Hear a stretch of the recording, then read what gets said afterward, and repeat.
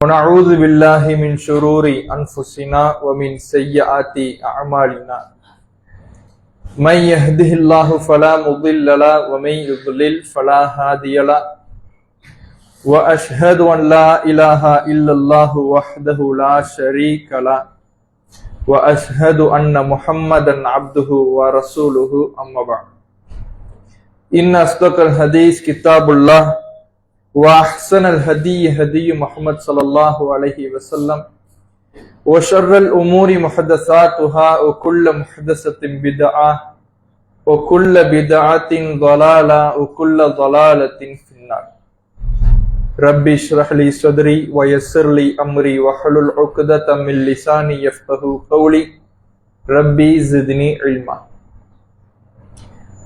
எல்லாம் வல்ல ஏக இறைவனின் அன்பும் அருளும் நம் உயிரினு மேலான நபிகள் நாயகம் ஸல்லல்லாஹு அலைஹி வஸல்லம் அவர்கள் மீதும் அவர்களது வாழ்க்கை வழிகாட்டுதல்களை தங்களால் இயன்றளவு பின்பற்றி வாழ்ந்து மரணித்த நபித்தோழர்கள் மீதும் நபித்தோழியர்கள் மீதும் குறிப்பாக இந்த நிகழ்ச்சியில் பங்கெடுத்திருக்கும் நம் அனைவர் மீதும் என்றென்றும் நின்று நிலவட்டுமாக. கண்ணியத்திற்குரிய எல்லாம் அல்ல அல்லாஹுவின் நல்லடியார்களே, அண்ணல் நபியே அழகிய முன்மாதிரி என்ற தலைப்பின் கீழாக 10 மாத காலம் பிரச்சாரத்தை நாம் மக்கள் மத்தியிலே கொண்டு செல்ல வேண்டும் என்பதற்காக ஒரு செயல் திட்டத்தை கையில் எடுத்திருக்கிறோம்.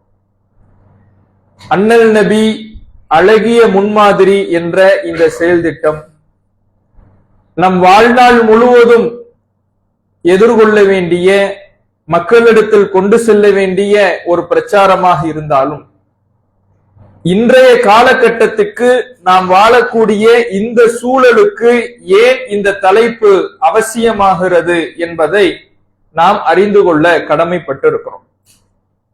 அல்லாஹ் ரப்புல் ஆலமீன் மக்களை வழிநடத்துவதற்காக ஏராளமான இறை தூதர்களை இந்த உலகத்தில் நியமித்திருக்கிறார்.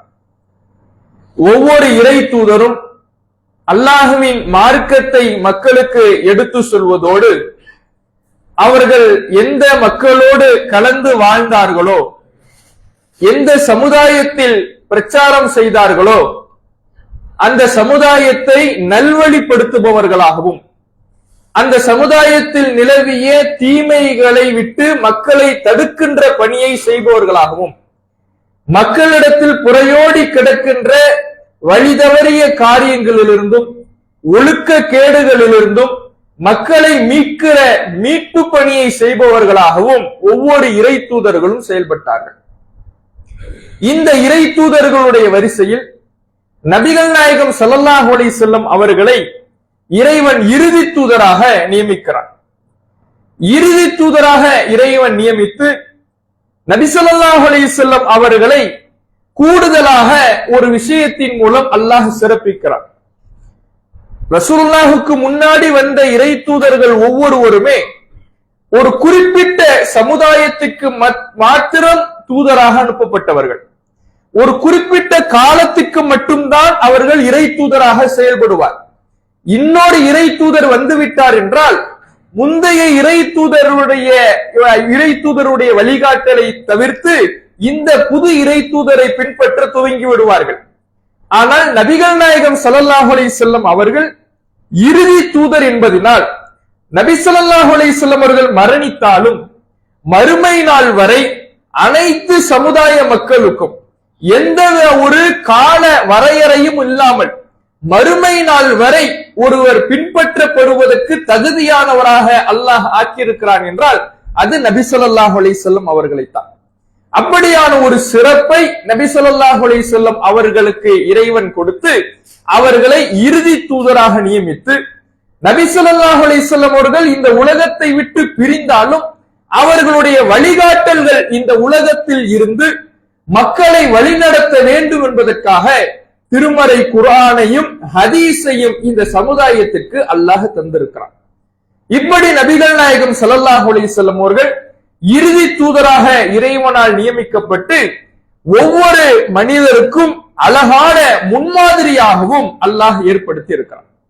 இறைவன் குர்ஆனிலே சொல்லுகிற பொழுது லக்கது கான லக்கும் ஃபீ ரசூலில்லாஹி உஸ்வத்துன் ஹஸனா அல்லாஹுடைய தூதர் அவர்களிடத்தில் உங்களுக்கு அழகிய முன்மாதிரி இருக்கிறது.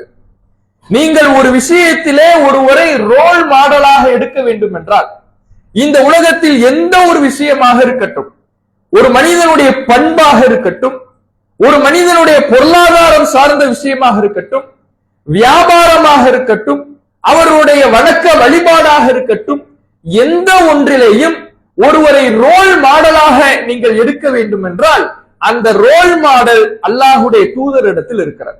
அந்த அழகிய முன்மாதிரிக்கு சொந்தக்காரராக நபி ஸல்லல்லாஹு அலைஹி வஸல்லம் அவர்கள் தான் இருக்கிறார்கள் என்று இறைவன் திருமறை குர்ஆனிலே சொல்லி காட்டுகிறான். இப்படி இறைவனுடைய தூதரை அல்லாஹ் ரப்புல் ஆலமீன் அழகிய முன்மாதிரியாக நியமித்து நமக்கெல்லாம் அந்த அழகிய முன்மாதிரியாக அல்லாஹ்வின் தூதர் எப்படியெல்லாம் வாழ்ந்திருக்கிறார்கள், எந்தெந்த விஷயத்தில எல்லாம் ரசூல்லா நமக்கு அழகிய முன்மாதிரி, எப்படி முன்மாதிரியாக இருக்கிறாங்க. சும்மா அழகிய முன்மாதிரி என்று நாம் வார்த்தை அளவிலே சொல்லிவிட்டு கடந்து போவது அர்த்தமற்றது. நாம் கடைபிடிக்கக்கூடிய ஒவ்வொரு செயல்பாடுகளிலேயும், நம்முடைய நடத்தையிலையும், நம்முடைய பேச்சிலையும், நம்முடைய உடையிலையும், நடையிலையும், எல்லா விஷயங்களிலேயும் அல்லாஹ்வின் தூதரை அழகிய முன்மாதிரியாக நாம் கொண்டாட வேண்டும் என்றால், நம்முடைய வாழ்க்கைக்கு ஒரு நடைமுறையில் அவர்களுடைய வாழ்க்கையை பாடமாக எடுத்துக்கொள்ள வேண்டும் என்றால், நபி ஸல்லல்லாஹு அலைஹி வஸல்லம் அவர்களுடைய வாழ்க்கை எப்படி இருந்தது, எப்படி முன்மாதிரியாக அவர்கள் திகழ்ந்தார்கள் என்பதை நாம் அறிந்து கொள்ள வேண்டும். அப்படி அறிந்து கொள்வதுதான் நம்மை மறுமையிலே அல்லாஹ்விடம் காப்பாற்றும். இந்த உலகத்துல எல்லாருமே மௌத்தாக கூடியவங்க தான். ஒரு மனிதன் மரணித்தவுடன், கபருல நம்மளை அடக்கம் செய்யப்பட்டவுடன் 2 வானவர்கள் வந்து விசாரிப்பாங்க அப்படிங்கறத நம்ம எல்லோருமே கேள்விக்கப்பட்டிருப்போம். வானவர்கள் வந்து விசாரிக்கும் பொழுது ஒரு 3 கேள்விகளை கேட்பாங்க. என்ன கேள்வி? உங்களுடைய மார்க்கம் என்ன? அந்த மனிதர், இறந்த மனிதர்கிட்ட உன்னுடைய மார்க்கம் என்ன? உன்னுடைய இறைவன் யார்? ரசூலுல்லாஹ்வை எடுத்து காண்பித்து இந்த மனிதரை பற்றி, உங்களுக்கு இறை தூதராக அனுப்பப்பட்டாரே அந்த மனிதரை பற்றி நீங்கள் என்ன நினைக்கிறீர்கள் என்று இந்த 3 கேள்விகளும் கேட்கப்படும்.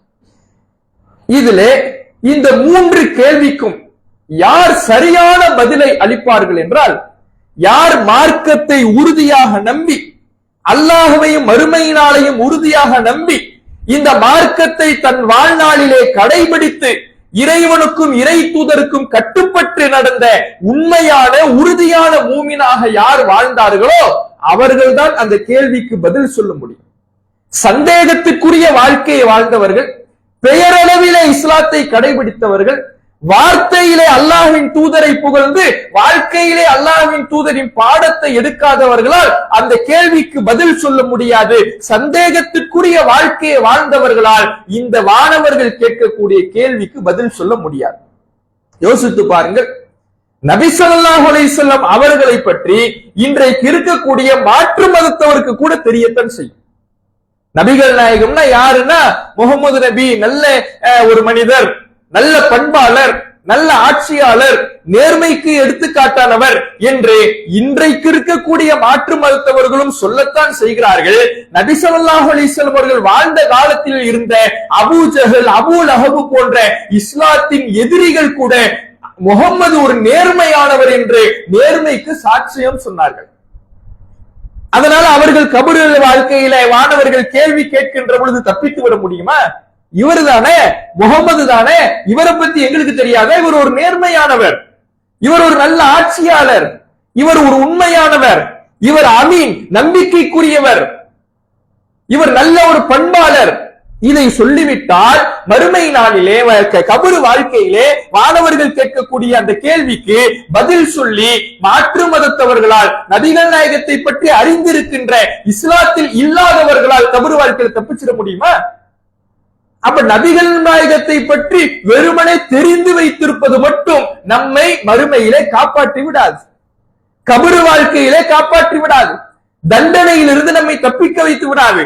அந்த நபிகள் நாயகத்தை எப்படி நம்ப வேண்டுமோ, இறைவன் எப்படி அழகிய முன்மாதிரியாக கொடுத்திருக்கிறானோ அந்த அழகிய முன்மாதிரியை நம் வாழ்க்கைக்கு நாம் எடுத்துக் கொள்ளுகிற பொழுது, நம் செயல்பாட்டில் கொண்டு வருகிற பொழுது, நம்முடைய பேச்சில் நபிகள் நாயகத்தை பிரதிபலிக்கின்ற பொழுது, நம்முடைய செயலில் நபிகள் நாயகத்தை பிரதிபலிக்கின்ற பொழுதுதான் கபரிலே கேட்கப்படுகின்ற அந்த கேள்விக்கு இவர் எனக்கு இறைவனால் அனுப்பப்பட்ட இறை தூதர், அவரை நான் நம்பினேன், அவரை நான் உண்மைப்படுத்தினேன், அவரை நான் பின்பற்றினேன் என்று பதிலை கூறி அந்த வானவரிடமிருந்து அவர்களுடைய தண்டனையிலிருந்து தப்பிக்க முடியும். அப்ப கபரு வேதனையிலிருந்து நம்ம எது காப்பாற்றும் என்றால், நபிகள் நாயகம் வாழ்ந்தார்கள் என்று ஏதோ 10ஓடு 11ஆவதாக உலக வரலாறை படிப்பதை போல நபிகள் நாயகத்தை பற்றி அறிந்து வைத்திருப்பது மட்டும் நம்மை காப்பாற்றி விடாது. இன்னைக்கு எந்த ஒரு முஸ்லிமையும் எடுத்துக்கொள்ளுங்கள், ரசூலுல்லாஹை பற்றி ஒரு அடிப்படை புரிதலாவது இருக்கும், அடிப்படை தகவலையாவது தெரிந்து வைத்திருப்பார். நபிகள் நாயகம் மக்காவிலே பிறந்தார், மதினாவிலே அவர்கள் ஹிஜ்ரத்தை செய்து சென்றார்கள், பல போர்க்களங்களை சந்தித்தார்கள், பல சஹாபாக்களை உருவாக்கினார்கள், பிரச்சாரம் செய்யும் பொழுது கஷ்டப்பட்டார்கள், நல்ல ஆட்சியை நிறுவினார்கள், உண்மையாளராக நேர்மையாளராக இருந்தார்கள். இதுவெல்லாம் ஒவ்வொரு முஸ்லிமுக்கும் தெரியும். எல்லா முஸ்லிமும் நபிகள் நாயகத்தை பற்றி அறிந்து வைத்திருப்பதனால் இந்த பதிலை சொல்லி எங்களுக்கு நபிகள் நாயகம் அனுப்பப்பட்டார்கள் என்று நபிகள் நாயகத்தை பற்றி பதில் கூறி தப்பித்து விட முடியும் என்றால், இதே பதில் இன்றைக்கு வாழக்கூடிய மாற்று மருத்துவர்களுக்கும் தெரியும். அதனால் அவர்கள் பதிலை சொல்லிவிட முடியுமா? பதில் சொல்வதற்கு நாம நம்மை தயார்படுத்த வேண்டும்.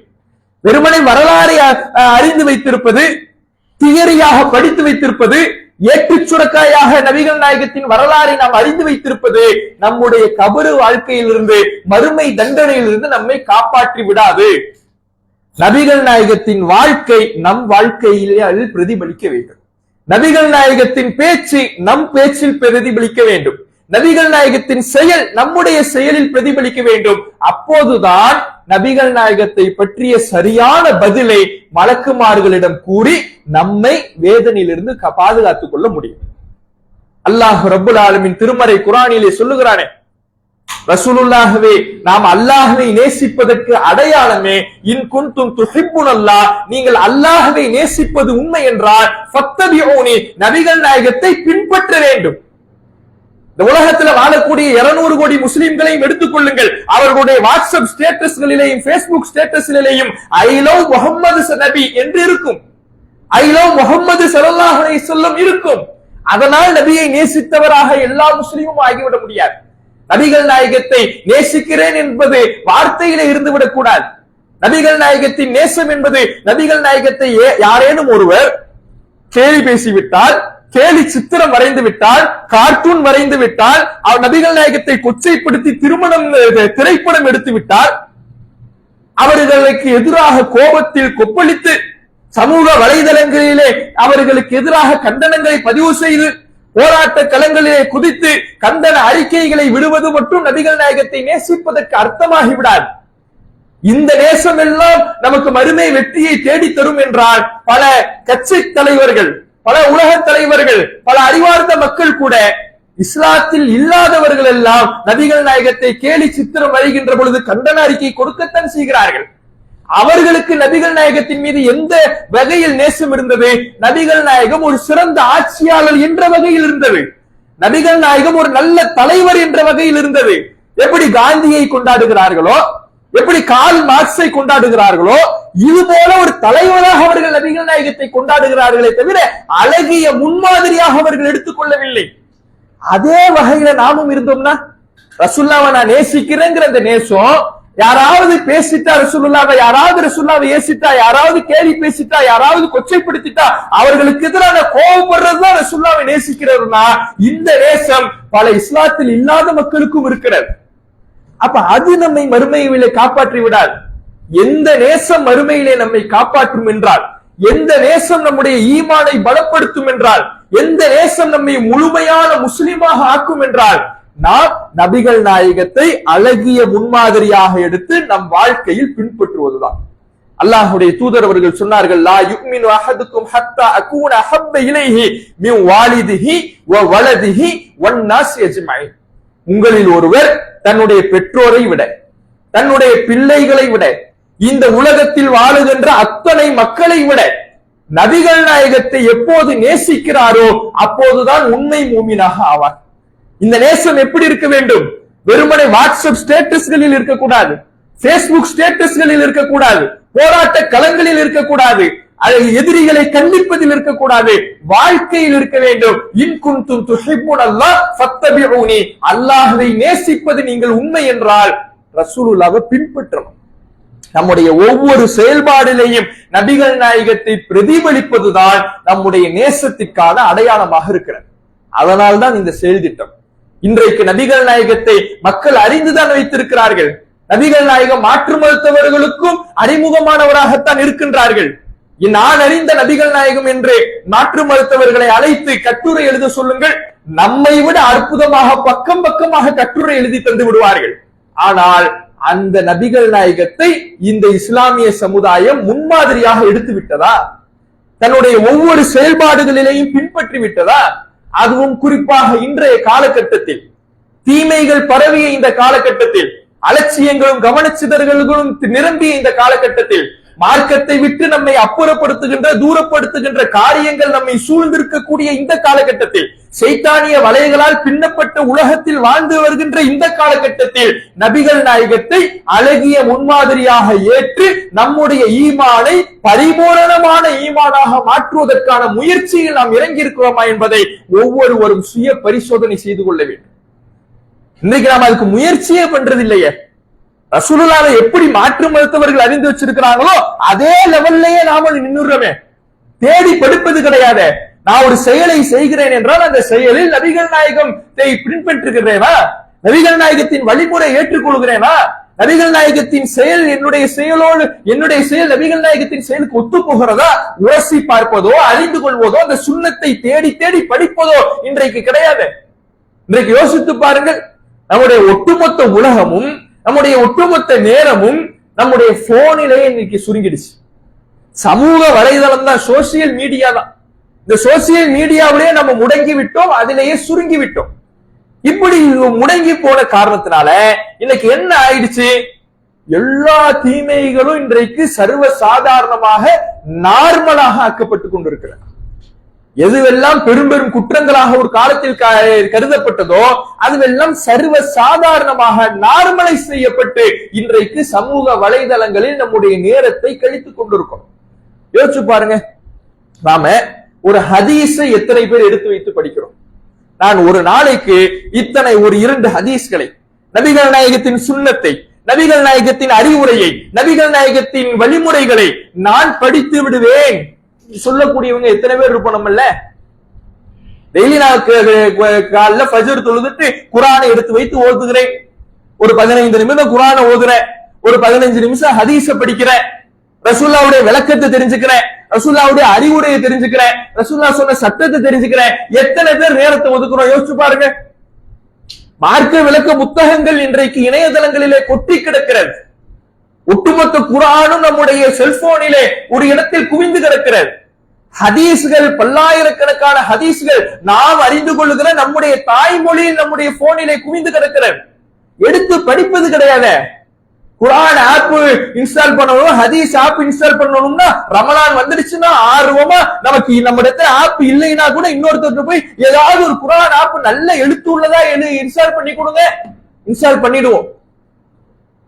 ரமலான் முடிஞ்சிருச்சுன்னா எப்படி போன்கள் இல்லாத காலகட்டத்துல குர்ஆன் என்பது நம்முடைய வீடுகளில் தூசி அடைந்து கிடந்ததோ அதுபோல இன்றைய காலகட்டத்தில் ரமலான் முடிந்து விட்டால் நம்முடைய போன்களில் இருக்கின்ற குர்ஆன் ஆப்பும் ஹதீஸ் ஆப்பும் அன்யூஸ்டு ஆப்ஸ் என்கின்ற கேட்டகரியில போய் ஒரு இடத்துல முடங்கி கிடக்குது.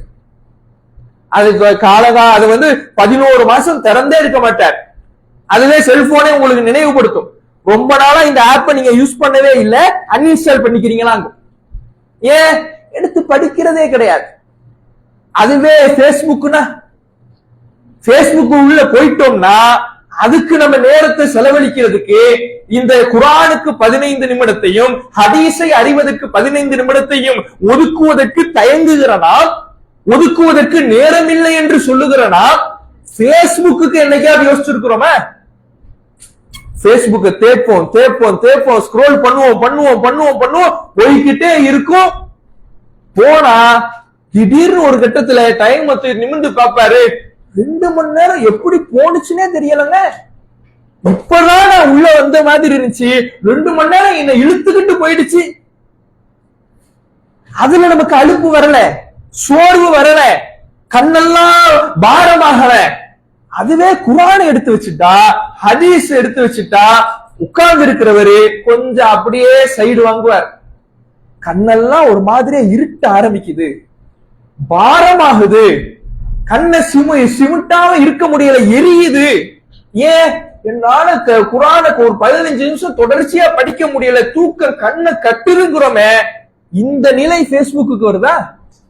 இந்த போர்டிங் பேஸ்புக்ல வருதா? இன்ஸ்டாகிராம்ல வருதா? இன்றைக்கு எதை நோக்கி உலகம் சென்று கொண்டிருக்கிறது? முஸ்லிம்கள் சென்று கொண்டிருக்கிறோம். யோசிச்சு பாருங்க, இன்னைக்கு முஸ்லிமுக்கும் முஸ்லிம் அல்லாதவனுக்கும் உள்ள வித்தியாசம் என்ன? முஸ்லிமுக்கும் முஸ்லிம் அல்லாதவனுக்கும் செயலில் வித்தியாசம் வரணும். இன்னைக்கு என்ன வித்தியாசம் இருக்கு? வட்டிக்கடையில் முஸ்லிம் அல்லாதவர்கள் நிற்கிறார்கள், முஸ்லிமும் போய் நிற்கிறார். மதுக்கடையில் முஸ்லிம் அல்லாதவர்கள் நிற்கிறார்கள், முஸ்லிமும் போய் நிற்கிறார். சிகரெட்டு குடிக்கிறதுல முஸ்லிம் அல்லாதவர்கள் செய்கிறார்கள், முஸ்லிமும் செய்யறார். சின்ன பாவத்தை எடுத்துங்க, பொய் பேசுறது, புறம் பேசுறது, அடுத்தவனை ஏமாத்துறது, அவதூறு சொல்றது, முஸ்லிம் அல்லாதவர்கள் செய்கிறார்கள், முஸ்லிமும் செய்யறார். ஒரு காலத்திலே தாடி வித்தியாசமா இருந்துச்சு. முஸ்லிம்னா தாடி வச்சிருப்பா, முஸ்லிம் இல்லாதவங்க தாடி இருக்காது. இன்னைக்கு அதுவும் கிடையாது. ஏன்? அவனே இன்னைக்கு தாடி ஸ்டைல்னு வரைக்க ஆரம்பிச்சுட்டான். அப்ப முஸ்லிமுக்கும் முஸ்லிம் அல்லாத மக்களுக்கும் எந்த வித்தியாசமும் இல்லை என்கின்ற அளவுக்கு தான் இன்றைய உலகம் சென்று கொண்டிருக்கிறது. இந்த உலகத்தில் வாழக்கூடிய நாம், இத்தகைய காலகட்டத்தில் வாழக்கூடிய நாம், முஸ்லிம்கள் தனக்கான ஒரு தனித்த அடையாளத்தோடு இருக்கணும்னா, முஸ்லிம்னாலே அதானே கட்டுப்பட்டவன் அர்த்தம். மற்றவனெல்லாம் கட்டுப்படல, இறைவனுக்கு கட்டுப்படல, இறை தூதருக்கு கட்டுப்படல. இந்த முஸ்லிம்கள் என்ற சமுதாயம் இறைவனுக்கு கட்டுப்பட்ட சமுதாயமாக இருக்கிறது, இறை தூதருக்கு கட்டுப்பட்ட சமுதாயமாக இருக்கிறது என்ற ஒரு தனித்த அடையாளத்தை மார்க்கம் கொடுக்குற. அந்த அடையாளத்தை இழந்து போய் நிற்கின்றோம். இன்னைக்கு அந்த அடையாளத்தை மீட்பதற்கான நபிகள் நாயகத்தின் போதனைகளை அறியாமல் இருக்கின்றோமே. இன்றைக்கு உலகம் நம்முடைய நேரத்தை எந்த காரியங்கள் எல்லாம் வீணடிக்குமோ அதிலே அலுப்பு பார்க்காமல் சலிப்பு இல்லாமல் செயல்பட்டு கொண்டிருக்கிறோமே. யோசிச்சு பாருங்க, இன்னைக்கு சமூக வலைதளத்துல இன்றைக்கு நடக்கக்கூடிய சீர்கேடுகள் அவ்வளவு மோசமாக போய்கிட்டு. இளைய தலைமுறை, இன்றைக்கு இளைய தலைமுறைகிட்ட மார்க்கம்னா என்னங்கிற ஒரு தேடலே இல்லை, மார்க்கம்னா என்னங்கிற ஒரு அறிதலே இல்லை, புரிதலே இல்லை. மார்க்கத்தை விட்டு ஒரு வெகு தூரத்தில் சென்று கொண்டிருக்கிறார். அதுவும் எப்படி?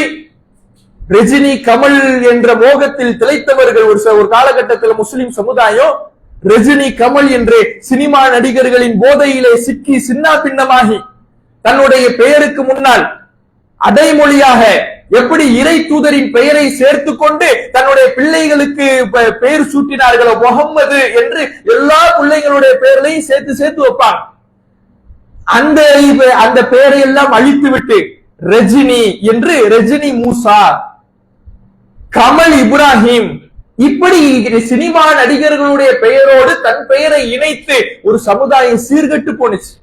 அந்த சமுதாயத்தை ஏகத்துவ பிரச்சாரத்தின் மூலமாக மீட்டெடுத்து சரியான பாதையில் பயணிப்பவர்களாக தௌஹீது கொள்கை அவர்களை மாற்றி அமைத்தது.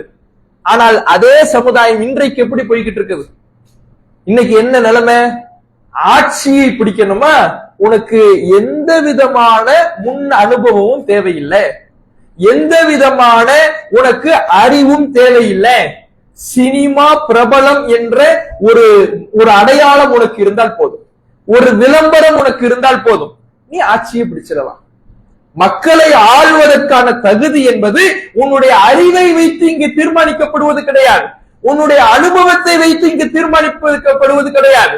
சினிமாவிலே நீ பிரபலமானவனாக இருந்தால், சினிமாவிலே நீ 10 பேரை பாய்ந்து பாய்ந்து அடித்து விட்டால், நீ சினிமாவிலே நாட்டை காப்பாற்றுவதை போல நடித்து விட்டால் போதும், நீ நாட்டை ஆளுவதற்கு தகுதி படைத்தவனாக மாறுகிறாய் என்று இன்றைக்கு இளம் தலைமுறையினர் நாட்டை ஆள்வதற்கு ஆன தகுதியை சினிமா நடிகர்களுக்கு கொடுத்துக்கிட்டு இருக்கிறாங்களே, எங்கிருந்து இதெல்லாம் வருது? ஏன் இப்படி இளைய சமுதாயம் போய்கிட்டு இருக்கிறான்? நம்முடைய சமுதாயம் இதுல விதிவிலக்கு கிடையாது, முஸ்லிம் சமுதாயமே இதுல விதிவிலக்கு கிடையாது. சினிமாவிலே மூழ்கி கொண்டுதான் இருக்கிறார்கள், சினிமா நடிகர்களை தங்களின் தலைவர்களாக தேடிக்கொண்டிருக்கிறார்கள். ஒரு பையனை பார்க்கிற, ரொம்ப அவன் நடக்கும் பொழுதே ரொம்ப கான்சியஸா நடக்கிறான், ரொம்ப கவனமா அவன் நடையில ஒவ்வொரு அடியையும் எடுத்து வைக்கிறதே ரொம்ப கவனமா எடுத்து வைக்கிறான். ரொம்ப அவன் கை ஆக்ஷன், கை அசைவு நடக்கும் பொழுது கை அசைக்கிறது ரொம்ப கவனமா செய்யறான். என்னன்னு பார்த்தா அந்த நடிகன் மாதிரி அவன் நடக்கணுமா, அவன் நடையில அவன் நடிகன் வெளிப்படணுமா, அவன் உடையில அந்த நடிகன் வெளிப்படணும். இப்படி ஒவ்வொரு தன்னுடைய பேச்சில தன்னுடைய நடையில நடிகர்களுடைய செயல் வெளிப்பட வேண்டும் என்று இன்றைக்கு இஸ்லாமிய இளைஞர்கள் போய்கிட்டு இருக்கிறாங்களே, எப்படி அவர்களை தடுத்து நிறுத்த போகிறோம்? அவர்களுக்கு கடிவாளம் விட போகிறோம்? இஸ்லாம் என்கின்ற அடையாளத்தை ஊட்ட போகிறோம்? அதற்குத்தான் இந்த அண்ணல் நபி அழகிய முன்மாதிரி என்ற செயல் திட்டம். ரசூலுல்லாஹ்வை ஒவ்வொரு மக்களுக்கும் கொண்டு போக வேண்டும். உன்னுடைய நடிகன், நீ யாரை திரையில் காணுகிறாயோ அவன் 10 பேரை பாய்ந்து பாய்ந்து அடிக்கிறான் என்றால் அடி வாங்குபவன் அடி வாங்குவதற்காகவே சம்பளம் வாங்கி கொண்டு அவனிடத்தில் பணிபுரிபவனை அடிப்பதை போன்ற நடிக்கின்றான். உன்னுடைய நடிகன் ஒரிஜினலாக நேரடியாக தன்னுடைய ரசிகன் தன் அருகில் வந்தால் கூட அந்த ரசிகனை தூக்கி வீசிவிட்டு இவன் தலை தெறிக்க ஓடுபவன் தான் உன்னுடைய நடிகன். ஆனால் அல்லாஹ்வுடைய தூதர் அப்படி அல்ல, நம்முடைய தலைவர் அப்படி அல்ல, நமக்கான ரோல் மாடல், நமக்கான முன்மாதிரி அப்படி அல்ல. அவர்கள் தான் ரியல் ஹீரோ. அவர்கள் மதீனாவுக்கு வந்த புதுசிலே, ஹிஜ்ரத் செய்து வந்த புதிதிலே தெரியாத ஊர், தெரியாத இடம். அந்த நேரத்தில் ஒரு சப்தம், அங்கே கடுமையான சப்தம் ஊர் எல்லையிலே கேட்கிறது. நபிகள் நாயகம் சற்றும் யோசிக்கவில்லை. சேணம் பூட்டப்படாத ஒரே ஒரு குதிரை நிற்கிறது. அந்த குதிரையிலே பாய்ந்து ஏறி உட்கார்ந்து சென்று மக்கள் எல்லாம் வருவதற்கு முன்னாலேயே தன்னந்தனியாக சத்தம் என்ற திசையை நோக்கி சென்று மக்களுக்கு ஏதேனும் ஆபத்து நேர்ந்து விட்டதா, நாம் புதிதாக இந்த நாட்டிற்கு வந்திருப்பதினால் நமக்கு எதிராக தாக்குதல் தொடுப்பதற்கு எதிரிகள் வந்து விட்டார்களா என்பதை கண்டறிவதற்காக தன்னந்தனியாக தைரியத்தோடு சென்று விட்டு திரும்புகின்ற பொழுது சேணம் பூட்டப்படாத குதிரையிலே ஒரு கடல் அலை எப்படி பாய்ந்து வருமோ அப்படி பாய்ந்து வருவதை போன்ற காட்சி தருகின்ற ஒரு அற்புதமான ரியல் ஹீரோ நபிகள் நாயகம் தான் என்பதை இந்த இளைய தலைமுறையினருக்கு புரிய வைக்க வேண்டும். அவர்கள்ட்ட தான் முன்மாதிரி இருக்குது, அவர்கள்ட்ட தான் உண்மையான வீரம் இருக்குது. நீ யார மாசு நினைக்கிறியோ, யார பெரிய கெத்து நினைக்கிறியோ, அவன் எல்லாம் வெத்து. அவன் அடிக்கக்கூடியவர்கள் எல்லாம் நடிகர்கள், அவனிடத்தில் அடி வாங்குவதற்காகவே காசு வாங்கக்கூடியவர்கள். ஆனால் நபிகள் நாயகம் தான் உண்மையான மாஸ், உண்மையான ரியல் ஹீரோ, உண்மையான முன்மாதிரி, உண்மையான ரோல் மாடல். அவர்களிடத்தில் உன்னுடைய அழகிய முன்மாதிரியை தேவை. அவர்களை பின்பற்று, அவர்களை போன்று செயல்படு, அவர்களை போன்று பேசு, அவர்களை போன்று உன்னுடைய நடத்தி அமைத்துக் கொள் என்று ஒவ்வொரு இளம் தலைமுறையினருக்கும் புரிய வைக்க வேண்டும். நாமும் பாடம் கற்க வேண்டும். நபிகள் நாயகம் ஸல்லல்லாஹு அலைஹி வஸல்லம் அவர்களுடைய காலத்தில் வாழ்ந்த நபித்தோழர்கள் தங்களுடைய ஒவ்வொரு செயல்பாடுகளிலேயும் ரசூலுல்லாஹ்வை பிரதிபலிக்க வேண்டும் என்பதில அவர்களுடைய விருப்பம், அவர்களுடைய தேடல் இருந்து கொண்டே இருந்தது. இப்னு அப்பாஸ் ரலியல்லாஹு அவர்கள் ஒரு சிறிய வயது, இளம் வயது நபித்தோழர். நபி ஸல்லல்லாஹு அலைஹி வஸல்லம் அவர்கள் மௌத்தாகும் பொழுது அவருக்கு 10 வயது தான் இருக்கும். ரசூலுல்லாஹ் மௌத்தாயிட்டாங்க. தன்னுடைய நண்பர்களோடு அவர் பேசிக் கொள்கிறார். என்ன பேசுறாரு தெரியுமா? அல்லாஹ்வுடைய தூதர் மௌத்தாயிட்டாங்க, ரசூலுல்லாஹ் மௌத்தாயிட்டாங்க, இனிமேல் மூத்த சஹாபாக்களும் மௌத்தாவதற்குள்ளாக ரசூலுல்லாஹுடைய வழிமுறைகள், ரசூலுல்லாஹுடைய செய்திகள் யார் யாருக்கெல்லாம் தெரியுமோ அவர்களை கண்டறிந்து நாம் ரசூலுல்லாஹுடைய செய்திகளை அறிந்து கொள்ள வேண்டும் என்று பேசுகிறார். நண்பர்களோடு பேசுகிற பேச்சை பாருங்கள். இன்றைய காலத்து இளைஞ தலைமுறையினர் தங்கள் நண்பர்களோடு பேசிக் கொள்வதை காது கொடுத்து கேட்க முடியுமா? இன்றைக்கு எந்த அளவுக்கு சென்று கொண்டிருக்கிறது. இன்னைக்கு ஒரு தலைமுறை பேஸ்புக்ல, நம்முடைய தலைமுறை, நமக்கு முந்தைய தலைமுறை எல்லாம் பேஸ்புக்குங்கிற ஒரு சமூக வலைதளங்களை முடங்கி போய் கிடக்குதுன்னா, நமக்கு பிந்தைய தலைமுறை இன்ஸ்டாகிராம்ங்கிற ஒரு ஆப்புக்குள்ள, இன்ஸ்டாகிராம்ங்கிற ஒரு சோசியல் மீடியாவுக்குள்ள, சமூக வலைதளத்துக்குள்ள சிக்கி தங்கள் உலகமே அதுதான் நினைச்சுக்கிட்டு அதுல வரக்கூடிய ரீல்ஸிலே மூழ்கி கொண்டிருக்கிறது. 8 மணி நேரம் 10 மணி நேரம் தன்னுடைய போன்களிலே தன்னுடைய ஒட்டுமொத்த நேரத்தை செலவழித்துக் கொண்டிருக்கிறார். அப்ப அவர்கள் பேசக்கூடிய பேச்சுக்களை எல்லாம் பாருங்க, காது கொடுத்து கேட்க முடியுமா? ஒரு இளங்கூட்டம், இளம் தலைமுறையினர் ஒன்று சேர்ந்து பேசுகிறார்கள் என்றால் அங்கு கல்வி விவாதிக்கப்படுவது கிடையாது. அறிவார்ந்த விஷயங்கள் பேசப்படுவது கிடையாது, சமூக அக்கறை உள்ள கருத்துக்கள் பரிமாறப்படுவது கிடையாது, மார்க்க உபதேசங்கள் பரிமாறிக்கொள்ளப்படுவது கிடையாது. ஆபாசம், அசிங்கம், தேவையற்ற வீண் விவாதங்கள், கொச்சையான பேச்சுக்கள், சமூக வலை சினிமா பேச்சுக்கள் என்று இப்படித்தான் இளம் வட்டாரங்களுடைய பேச்சுக்கள் இடம்பெறுகிறது. ஆனா இப்னு அப்பாஸ் ரலியல்லாஹு அவர்கள் என்ன பேசுறாருன்னா, ரசூலுல்லாஹ் மௌத்தாயிட்டாங்க, இனிமே மூத்த சஹாபாக்களும் ஒவ்வொருவராக வஃபாத் ஆவதற்குள்ளாக ரசூலுல்லாஹுடைய செய்திகளை நாம் தேடி கற்க வேண்டும் என்று தன்னுடைய நண்பர்களோடு பேசுகிறார்.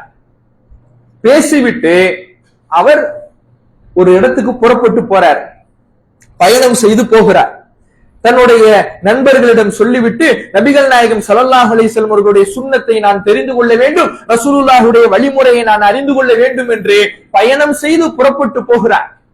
அன்றைய காலத்திலே பயணம் என்பது சாதாரண லேசான காரியம் கிடையாது. இன்னைக்கு நினைச்ச நேரத்துல நினைச்ச இடத்துக்கு நாம போயிடலாம், வகை வகையான வாகன வசதிகள் இன்றைக்கு இருக்கிறது.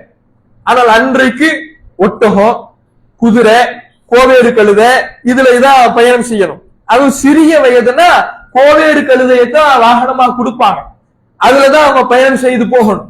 பயணம் செய்து போனா அந்த பாலைவன பகுதியில வெயில் மழை பார்க்காம பயணம் செய்யணும், வெயிலினுடைய உஷ்ணத்தை பொறுத்து கொண்டு பயணம் செய்யணும். பயணத்தை துவக்குகிற பொழுது அவர் கொஞ்சம் உணவை எடுத்து வச்சுக்கணும், அந்த உணவை சாப்பிட்டுக்கிட்டு தான் பயணம் செய்யணும். அந்த உணவு தீர்ந்து போயிடுச்சுன்னா அவ்வளவுதான். வழியில ஹோட்டல்லாம் கிடையாது, யாராவது இறக்கப்பட்டு கொடுத்தா உண்டு, இல்லைன்னா இருக்கிற இலைதலைகளை தான் சாப்பிட்டுக்கணும். இப்படியான ஒரு சூழலில் இப்னு அப்பாஸ் ரலியல்லாஹு அவர்கள் பயணம் செய்து புறப்படுகிறார். புறப்பட்டு ஒரு நபித்தோழரின் வீட்டை வந்து அடைகிறார். வந்து அடைந்து அந்த நேரத்தை பார்க்கிறார், முற்பகல் நேரம், லொஹருக்கு முந்தைய நேரம். பொதுவாக அந்த அரபுகள்ல அந்த அன்றைய காலகட்டத்துல கைலூலா ஓய்வு அப்படின்னு ஒரு ஓய்வு எடுப்பாங்க, கைலூலா தூக்கம். கைலூலா தூக்கம்னா லொஹருக்கு முந்தி. இப்ப நம்முடைய பகுதியில இந்தியாவில் என்ன பண்ணுவோம்னா மதியம் சாப்பிட்டுட்டு ஒரு ஓய்வு எடுப்போம்ல. ஆனா அன்றைய அரபுகளுடைய வழக்கம் என்னன்னா சாப்பிடுறதுக்கு முன்னாடி, முற்பகலுக்கு நடுப்பகலுக்கு முன்னாடி முற்பகல்ல ஒரு சின்ன ஒரு ஓய்வு எடுப்பாங்க லொஹருக்கு முன்னாடி. இவர் வந்த நேரமும் அது மாதிரி முற்பகல் நேரம். அந்த யோசிக்கிறார், எப்படி ஒரு பொறுப்புணர்வு மார்க்கம் இருந்தால் ஒவ்வொரு சிறுவரை கூட பக்குவப்படுத்தி விடும் மார்க்கம் என்பதற்கு இது ஒரு அடையாளம். எப்படி பக்குவமா யோசிக்கிறார் பாருங்க. ஒரு 10 வயது சிறுவர், நம்ம முற்பகல் நேரத்துல வந்திருக்கிறோம், இப்ப வீட்டு கதவை தட்டி அவரை டிஸ்டர்ப் பண்ணாம அவர் ஓய்வு எடுக்கட்டும், நம்ம இங்க ஓரமா படுத்துப்போம். எப்படி லுஹருக்கு பாங்கு சொல்லுவாங்க, அவர் வெளியே வருவாரு, அந்த நேரத்துல நம்ம அவர் இடத்துல ஹதீஸை அறிந்து கொள்ளலாம் என்று அப்படியே ஒரு ஓரமா ஒரு விரிப்பை விரித்து அங்கேயே படுத்துடுறார். படுத்தால் புழுதி காற்று, நீங்க அரபு நாடுகள்ல இருக்கக்கூடியவங்களுக்கு தெரியும், இந்த புழுதி காற்று வீசுனுச்சுன்னா அந்த மண்ணை வாரி இறைத்து கொண்டு வரும். அது மாதிரி ஒரு புழுதி காற்று வருகிறது. இப்னு அப்பாஸ் சொல்லுகிறார், அந்த புழுதி காற்று என்னுடைய முகத்தையே அப்படி கரித்து விட்டது, அந்த அளவுக்கு அனலை கக்கி கொண்டு ஒரு புழுதி காற்று வந்தது. அதையும் பொறுத்து கொண்டு அங்கேயே படுக்கிறார். படுத்துட்டு அவர் என்ன பண்றாருன்னா, அடுத்து லுஹர் நேரம் வருது, அந்த நபித்தோழர் வெளியே வரார். வெளியே வந்து இப்னு அப்பாஸ பார்த்த உடனே சொல்றாரு, ரசூலுல்லாஹ்வுடைய சொந்தம் நீங்க ஒரு வார்த்தை சொல்லிருந்தீங்கன்னா நான் உங்களை தேடி வந்திருப்பேன், நீங்க இவ்வளவு கஷ்டப்படுறீங்க. அப்ப இப்னு அப்பாஸ் சொல்லுகிறார், நான் ஒரு ஹதீஸை தெரிந்து கொள்ள வேண்டும், அதற்காக நான் தேடி வருவதுதான் பொருத்தமானதுங்கிறார்.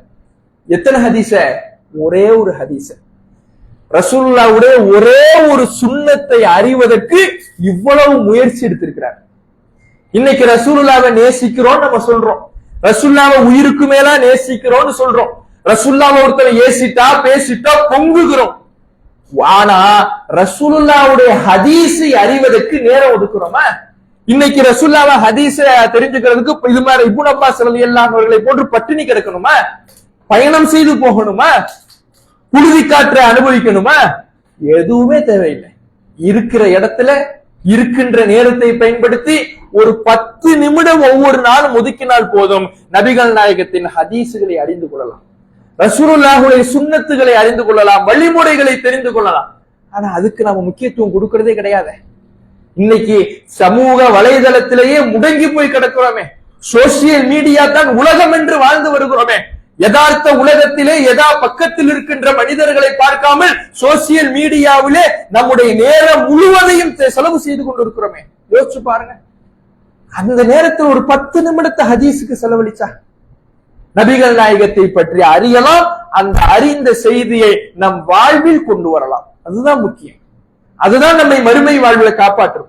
மறுமையிலே போய் நிற்கின்ற பொழுது, கபர் வாழ்விலே மலக்குமார்கள் கேள்வி எழுப்புகின்ற பொழுது, ரசூலுல்லாஹை பத்தி கேட்பாங்கன்னு சொன்னோம்ல, பதில் சொல்லாதவர்களுக்கு அந்த மலக்குமார்கள் ஏன் உன்னால பதில் சொல்ல முடியல தெரியுமா? நபிகள் நாயகத்தை பத்தி உலகத்துல ஒரு மாற்று மருத்துவனுக்கு கூட தெரிஞ்சிருக்குதே, ஆனா கபருல கேள்வி கேட்கும் பொழுது தெரியாது, யாருன்னே தெரியாது. ரசூலுல்லாஹ் பற்றி வார்த்தை வராது, ரசூலுல்லாஹ் பற்றிய வரலாறு வராது. இந்த உலகத்திலே பேசலாம், இந்த உலகத்திலே நபிகள் நாயகத்தின் வரலாறை அறிந்து வைத்திருக்கலாம், ஆனால் கபரிலே கேட்கும் பொழுது சரியா அறிந்து வைத்திருந்தவர்களுக்கு கூட பதில் வராது. உறுதியாக அதை செயல்படுத்தினாதான் பதில் வரும். பதில் வராதவர்களுக்கு அந்த மலக்குமார்கள் ஏன் உன்னால பதில் சொல்ல முடியல தெரியுமா? லா தரைத்த வலா தலைத்த, நீ இதையெல்லாம் எடுத்து படிக்கவே இல்லை, நீ தேடி கற்கவே இல்லை, கத்துக்கவே இல்லை, நான் உன்னால எப்படி பதில் சொல்ல முடியும், உன்னால எப்படி படிக்க முடியும் என்று கேட்கிறாங்களே. அந்த நேரத்தில் நம்முடைய பதில் என்னவாக இருக்கும்? நாம என்ன பண்ண போறோம்? இல்ல, நான் ஒரு டெய்லி பேஸ்புக் பார்த்தேன், டெய்லி 2 மணி நேரம் பேஸ்புக் பார்க்கும்பொழுது எனக்கு அலுப்பு செலுப்பு இல்லாம பார்த்தேன், ஆனா குரானை திறந்துட்டா, ஹதீஸ் திறந்துட்டா 10 நிமிஷத்துக்கு மேல என்னால கண்ணு முழிக்கவே முடியல, அதுவும் ஒரு நாள் பாக்குறேன், 2 நாள் பாக்குறேன், 3வது நாள் மறந்துட்டு போயிடுறேன், இப்படி சொல்ல முடியுமா? மறுமையில இது காப்பாற்றுமா? இந்த சமூக வலைதளங்கள் நிற்குமா? ரசூலுல்லாஹுடைய வழிமுறைகள் தான் நம்மை காப்பாற்றும். நபிகள் நாயகத்தின் சுன்னத்துகள் தான் நம்மை காப்பாற்றும். அதை கற்க வேண்டும், அதை படிக்க வேண்டும், அதை அறிந்து நம்முடைய வாழ்வில் செயல்படுத்த வேண்டும். அதுதான் இன்றைய கால தீமைகளிலிருந்து நம்மை பாதுகாக்கும். அதை விட்டு இன்றைக்கு நாம தூரமாறதோடு மட்டும் இல்லாம நம்முடைய பிள்ளைகளுக்கு அதை போதிப்பதை விட்டு நாம பின்தங்கி கொண்டிருக்கோம். அல்லாஹுடைய தூதர் அவர்கள் ஒரு எச்சரிக்கை செஞ்சார். எதுருசுல் இஸ்லாம் கமா எதுருசு வஸ்யூ சௌ. ஒரு காலம் வரும், அந்த காலத்துல ஆடை டிரெஸ் இருக்குல்ல, டிரெஸ்ல எப்படி சாயம் மங்குமோ, வெளுத்து போகுமோ, அதுபோல இஸ்லாத்தினுடைய நிலையும் மங்க துவங்கும். டிரெஸ் பயன்படுத்திக்கிட்டே இருக்கிறோம், போட்டுக்கிட்டே இருக்கிறோம், துவைக்க என்னவாகும்? வெளுத்து போகும், சாயம் போகும். அது மாதிரி இஸ்லாத்தினுடைய நிலையும் ஒரு கட்டத்துல மங்கி போய்விடும். அப்படின்னா என்ன? சஹாபாக்கள் கேட்கிறாங்க, மங்கிய நிலைனா என்ன? ஒரு தலைமுறை உருவாகும். அந்த தலைமுறை லா எதிரி மா சலாத் வலா சியாம் வலா நுசுக் வலா சதகா. அந்த தலைமுறைக்கு தொழுகைனா என்னன்னு தெரியாது, நோன்புனுடைய சட்டம் தெரியாது, தர்மத்தினுடைய சட்டம் தெரியாது. இப்படி இஸ்லாத்தை பற்றிய அடிப்படை தகவல்கள் கூட அந்த சமுதாயத்திற்கு தெரியாது. சஹாபாக்கள் உடனே கேட்கிறாங்க, அப்படின்னா முஸ்லிம்களே இருக்க மாட்டாங்களா? இதெல்லாம் தெரிஞ்சாதானே ஒருத்தர் முஸ்லிமு, அப்படின்னா முஸ்லிம்களே இருக்க மாட்டாங்களா? முஸ்லிம்கள்லாம் இருப்பாங்க கூட்டம் கூட்டமா.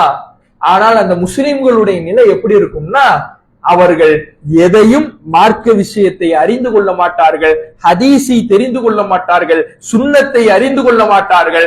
அவர்களுடைய இருப்பெல்லாம் எப்படி இருக்கும்னா, கது அதரக்னா ஆபானா அலா கலிமத்தி லா இலாஹ இல்லல்லாஹ் ஃபநஹ்னு நகூலுஹா.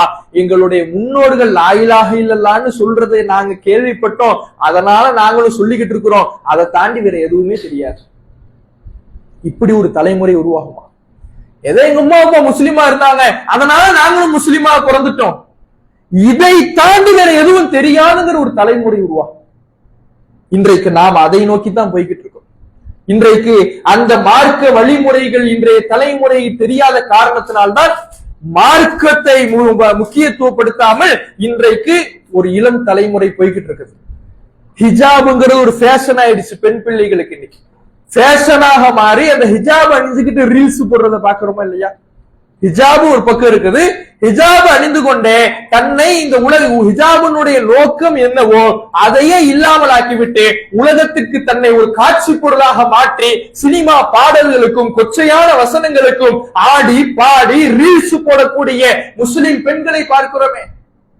அதை கண்டுகளிக்கின்ற இளம் தலைமுறையினரை ஆண்களை பார்க்கிறோமே. அப்ப எங்க போய்கிட்டு இருக்குது இந்த இளம் சமுதாயம்? மார்க்கம்னா என்னங்கிற ஒரு நிலையே தெரியாம போய்கிட்டு இருக்கிறாங்க. இன்னொரு பக்கம் பார்த்தா நம்முடைய நிலையுமே, ஏன் நம்முடைய பிள்ளைகளுக்கு, நம்ம அடுத்த தலைமுறைக்கு நாம் இந்த நபிகள் நாயகத்தை பற்றி எடுத்து சொல்லவில்லை என்றால், நாம படிக்கல, நாம தெரிஞ்சுக்கல, நாம ஒரு அலட்சியத்தில் இருக்கிறோம். நாம் அலட்சியத்தில் இருக்கின்ற காரணத்தினால், நாமும் தெரியாத காரணத்தினால் நம்முடைய பிள்ளைகளுக்கு நாம் சொல்வது கிடையாது.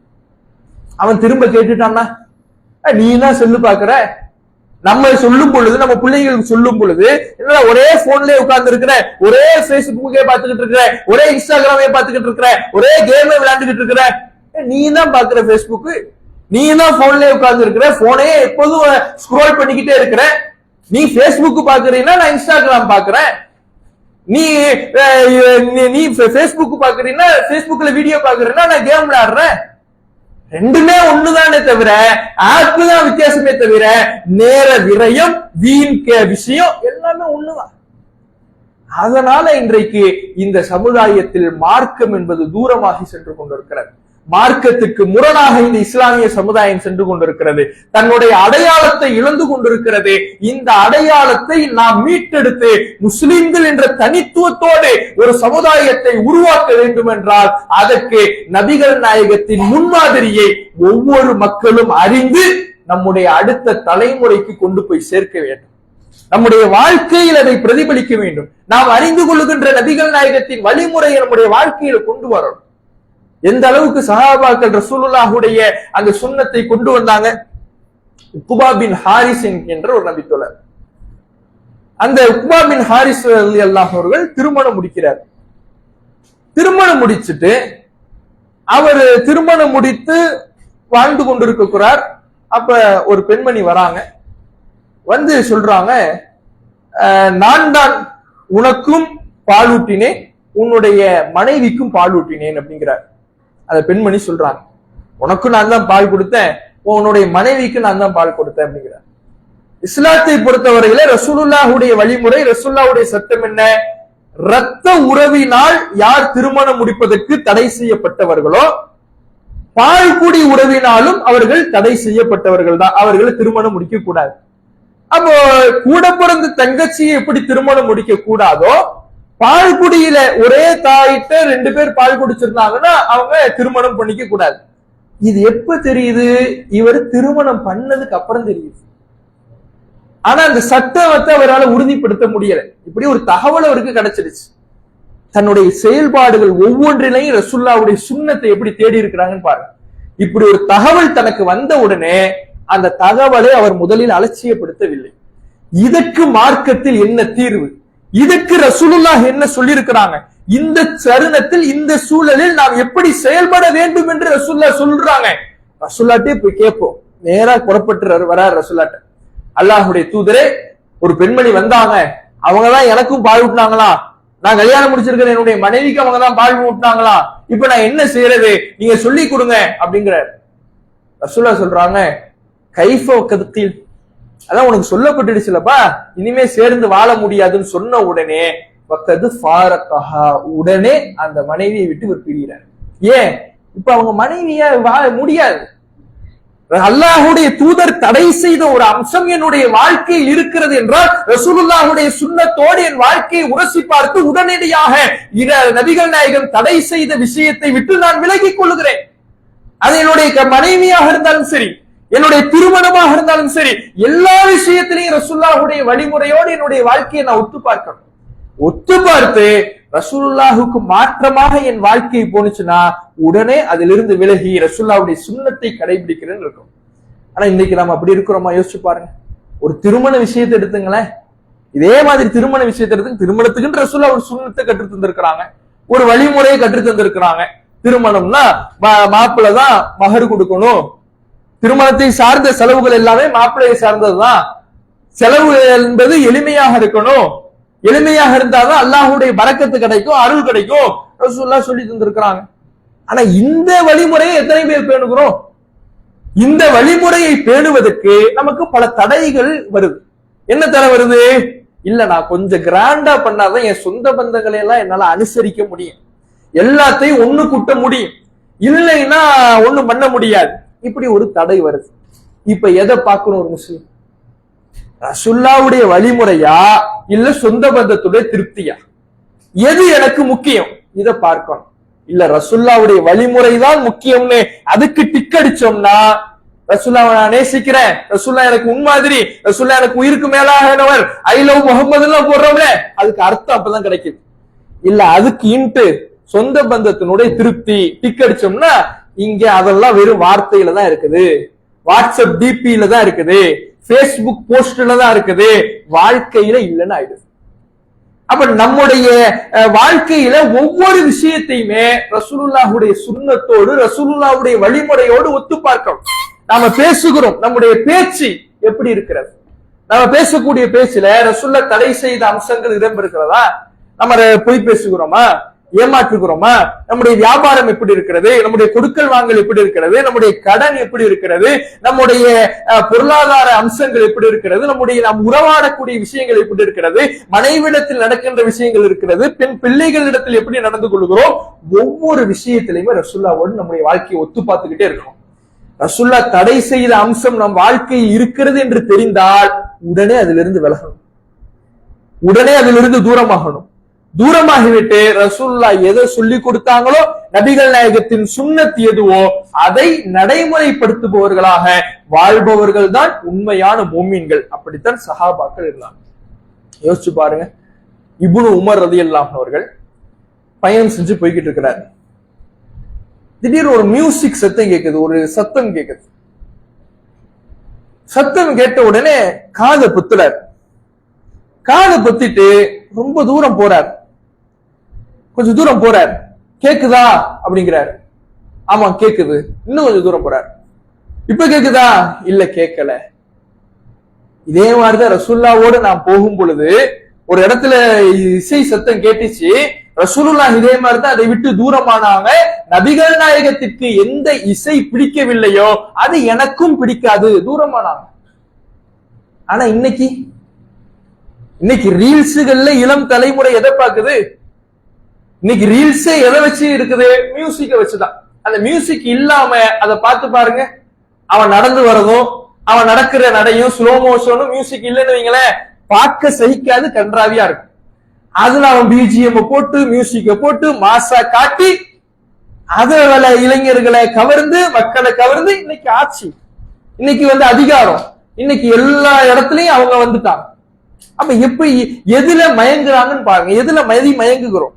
ரசூலுல்லாஹ் தடை செய்த ஒரு அம்சத்திலே நபிகள் நாயகம் தடை செய்த ஒரு விஷயத்தை நாம அதுல போகும் பொழுது இன்றைக்கு அதுல ரசூலுல்லாஹ்வுடைய சுன்னத்தை மறக்குகிறோம். நாம் எது நம்மை மதிமயக்குதோ இந்த உலக ஆதாயத்துல உலக போதையிலே நாம் சென்று கொண்டு இருக்கோம். அப்ப ரசூலுல்லாஹ் உன்னை தடை செஞ்சுட்டாங்களா, வெகு தூரத்துல போகும். அதான் உண்மையான நேசம் நபிகள் நாயகத்தின் மீது நமக்கு இருக்கிறது என்று பொருள்.